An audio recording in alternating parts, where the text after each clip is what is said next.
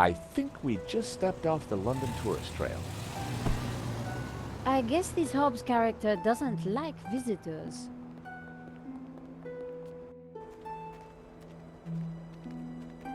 Not the kind of place you'd expect to find a restorer of old masters.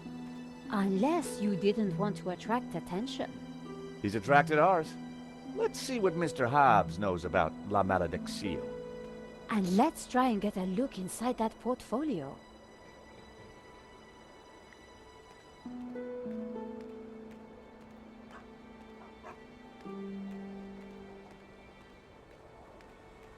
It was Hobbs's mailbox. There was a note hanging out. For a second, I debated the morality of mail snooping. It was a short debate, and I won.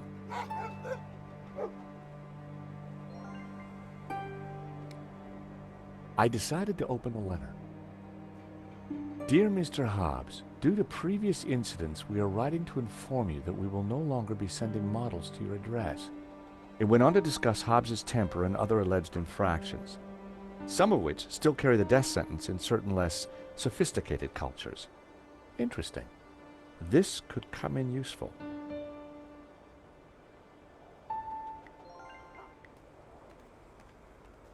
The drain pipe was more rust than iron.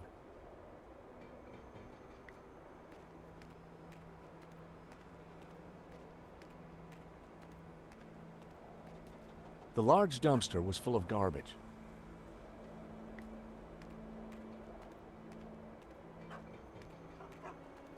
Piles of junk, mostly boxes of old paints and scraps of picture frames. Mixed in were wires, cardboard, and some dubious-looking old clothes.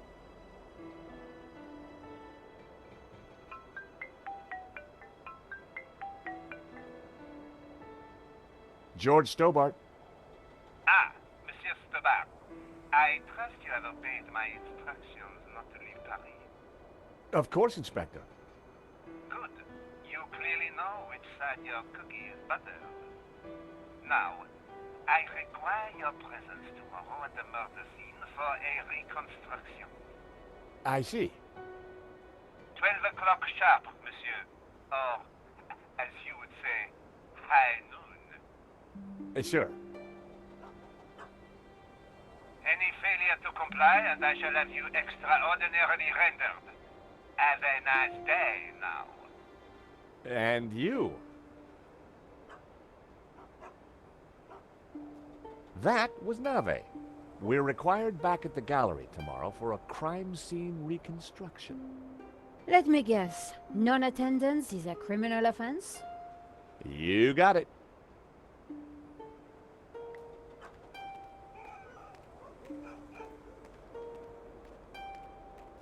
The door was locked. Looking through the window, I could see that there was nothing in the van. Hobbs must have taken the portfolio inside.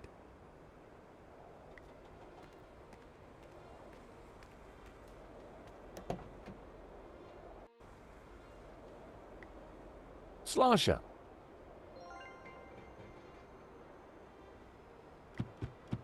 Not a sound. The horn wasn't working. I popped open the van's hood.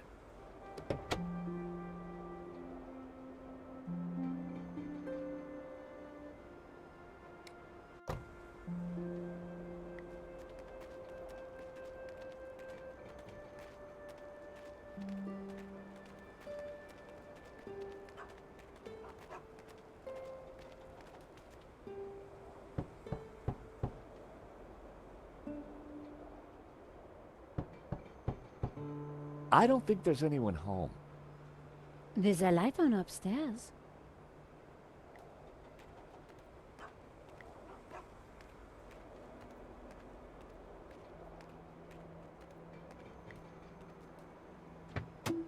The engine was held together by rust and dirt. Everything was covered in a sticky film of dirty black oil. Half the wiring wasn't connected to anything. It was clear why the horn hadn't made a noise. Neither hornpipe was connected to either the battery or the cab. It was one of two horns in the van. It didn't seem to be connected to anything else under the hood. Two wires hung loose from it.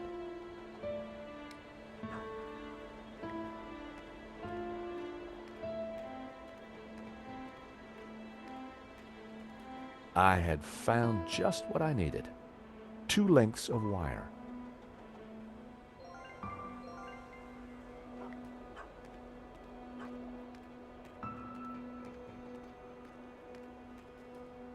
The engine bay was a mess. I snipped the wire in half.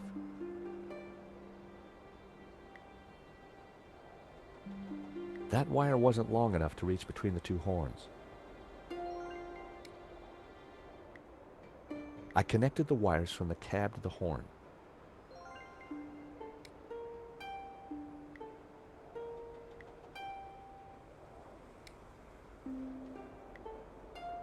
The wire was just long enough to connect the battery to the horn. Everything was wired up. The horn had power.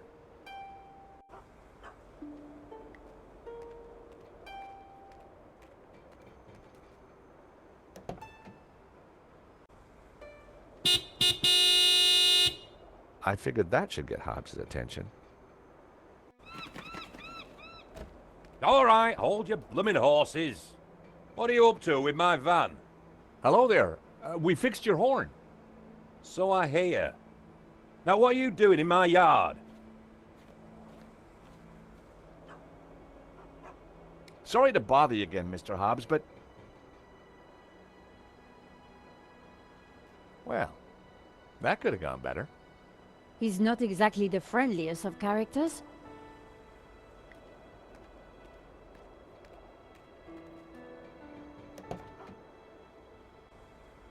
I decided to give it another blast.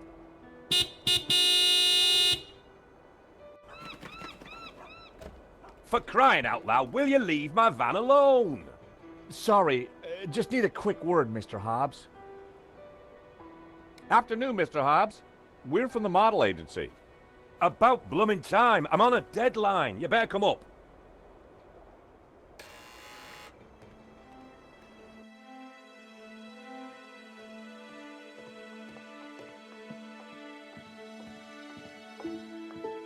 About time you two showed up. Hello, Mr. Hobbs. I was just wondering if... Can it, Goldilocks? I don't have time for chit-chat. Just get undressed behind that screen. Undressed? That was the deal. An extra 20 quid because I need you with your kit off. The studio was freezing. And as for you, darling, no need to get undressed. I've got a vivid imagination, so I'll just use that. Either way, just go sit over there on that rug and give me your best Belle Epoque floozy.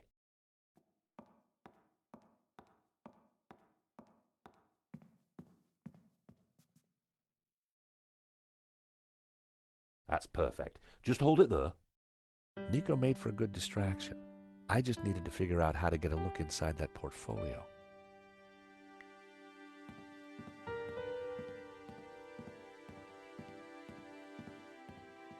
My, if it isn't George Stobart. Lady Piermont. Oh my. You're... Naked? Of course. As an artist's muse, one often finds oneself en pelotas. Now, George, don't be shy. Come here and give me a big hug. That day was the day the nightmares had begun. Trapped, smothered, choking on lavender. George, darling, pass me my robe. It's terribly cold in here.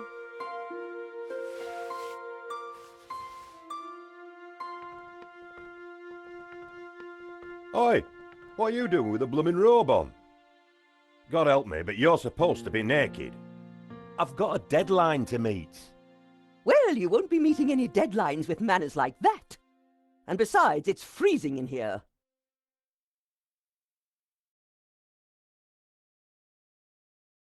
Lady Piermont and I had met before. She was larger than life, in every way. Lady Piermont. Oh, George, be a darling and sort the heating out in here. I'll see what I can do.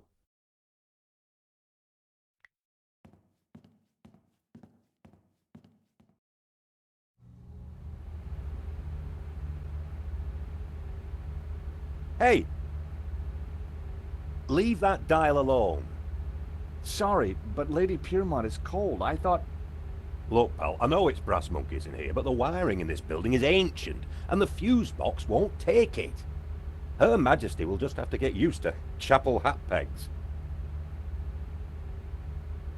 Lady Piermont, Mr. Hobbs won't let me turn up the heating. Well, we'll soon see about that. Oh, crumbs. If you do not adjust the heating, I shall refuse to cooperate. Lady Piermont, it's the circuits. They won't take the strain. You know what old buildings are like. In which case, I see no reason for this session to continue. Whoa, Lady Piermont, let's not be too hasty. I'm sure I can accommodate your needs. Good. Perhaps you can start by letting George here turn up the heating. Oh, go ahead then, but be careful. The power in here is temperamental.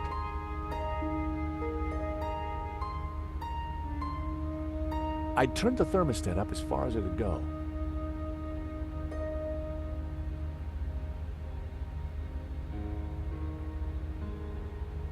I wondered if the suspicious wiring could be used to my advantage.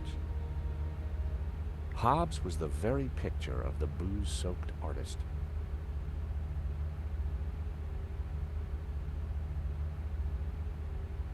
It was an empty whiskey glass. It was the same folder that Medovsky had taken from his cupboard. It was the only lead to the painting we had. I needed to look inside. But Hobbs was watching it like a hawk.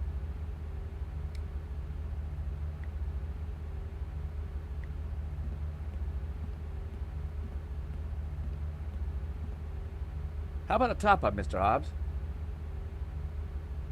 Don't mind if I do.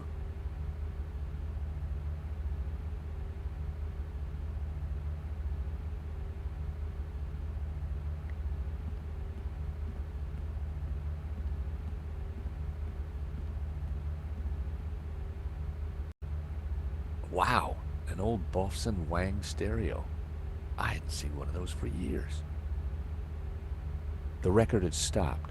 It was Jasmine Breeze by the Hairy Lobsters.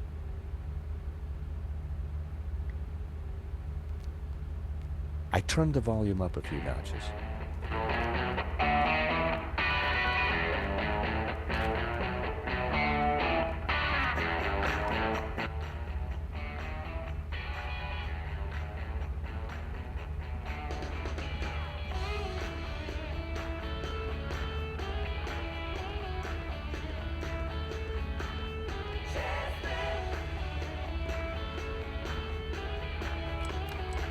It was locked. I wondered what was behind the door.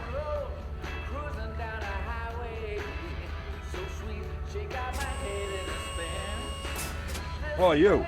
Get down from there. You'll trip the power in the whole building if you're not careful. Blowing the power would certainly have distracted Hobbs, but the elevator alone wasn't going to trip the whole system.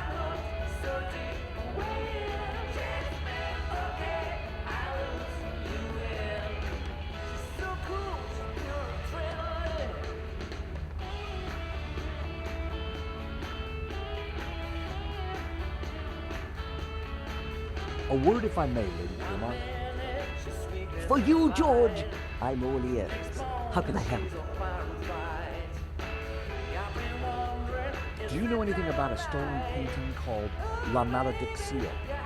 Oh, is this another of your adventures, George? How delicious.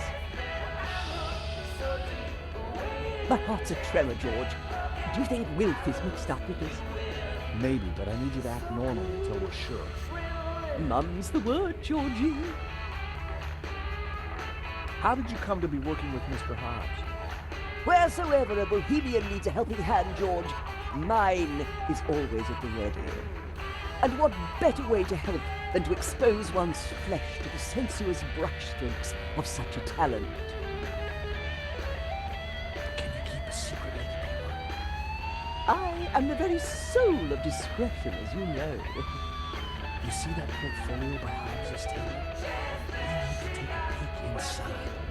Be still, my beating heart. Just give me the nod and I'm putting in your hands. So what have you been up to since our last encounter, Lady Piermont? Charity work, dear boy. Oh, any particular kind? Young men, George. So many have lost their way. I try to guide them best I can. Lady Piermont, we need your help. How thrilling! What do you need? Subterfuge? Leisure domain? Actually, I just need you to step on that lift behind you. Oh, but of course.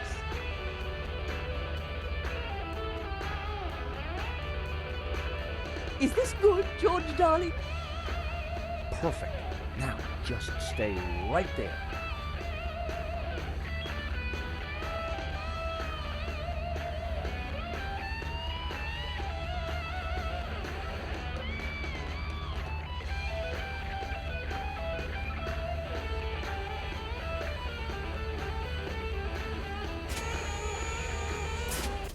Oh, not again.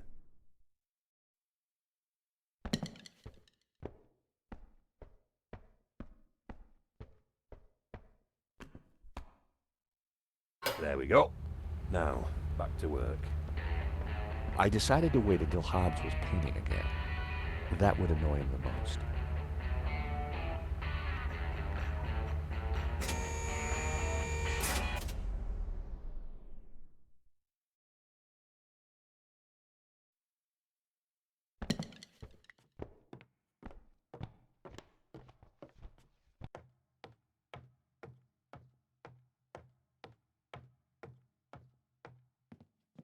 Now was my chance.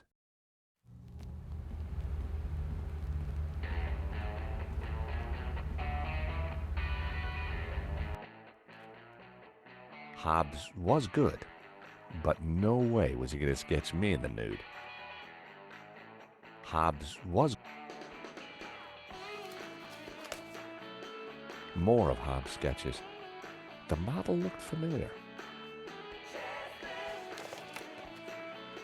Impressionist sketches. Well, it wasn't La Malediccio, but it did appear to be a study for an element of the painting, the Ouroboros. There was something different about the image in the center. I figured the sketch might come in handy, so I took it. What the heck? I told you that portfolio was private. Huh? Well, that was fun. Just like when you were a private dick, George. So, you're not models? No, Mr. Hobbs. Well, you can't be a copper. You're not stupid enough. So what the blazes are you doing in my studio? We're investigating the theft of a painting, La Malediccio, by the Spanish artist El Serp. One of these sketches is a study of that painting. Well, sure, but what's that got to do with that? I'm a restorer, and I restored it. I've got naught to do with what happened after that painting left this studio. How was I to know it was going to get Henri killed? Hang on a second. How do you know Henri's dead? Look, he and I went back a long way. The Lézard Bleu was on the ropes, so I got the painting into his exhibition. Nothing like this was supposed to happen. We're not accusing you of anything, Mr. Hobbs. We just want to get to the bottom of this. I get that, and I'll help you however I can, but this mess is way above my pay grade. How come you needed to make so many sketches of the painting to restore it? Restoration's not about throwing a load of paint around. It takes research. The Serp is a complicated painting. A lot of subtext, a lot of symbols. Why would anyone want to steal La Malediccio? It's not exactly a famous painting. True, but there is something special about it that's hard to describe. There's conviction in every brushstroke. Whoever El Serp was, he had a tale to tell. The symbolism is deeply religious. We have reason to believe that Madovsky is mixed up in the theft of La Malediccio. Eh? What would he gain from stealing his own painting? We have strong evidence that Madovsky is not the real owner. You'll have a hard time proving that. Medovsky has a full set of provenances for the painting. It traces its legitimate ownership all the way back to the painter. Why didn't Madovsky mention him? Because they're not with him. Henri's got them. Or had them. And Henri is dead. So ask his partner. Lane? Lane, yeah, Lane. Look, pal, you're wasting your time looking for conspiracies here. And you're wasting my time if you're not actually going to get naked. Go get the provenance from Lane, and everything will turn out hunky-dory. But it also puts Marquez's story into question. Not my problem, darling. Now both of you, get lost. I've got a painting to finish. And we have a critic to interrogate. Someone's lying, but who? Is it the gangster or the old Spaniard? The painter or the art critic? I need to head back for Nave's reconstruction. What about the evidence from Medovsky's house? Will you give it to Nave? I think I should. And I can put the squeeze on Lane. Ask him about the provenance. Good. I've got lunch with Ronnie tomorrow. This story is hotting up, and I want to make sure he keeps me on it. Taxi!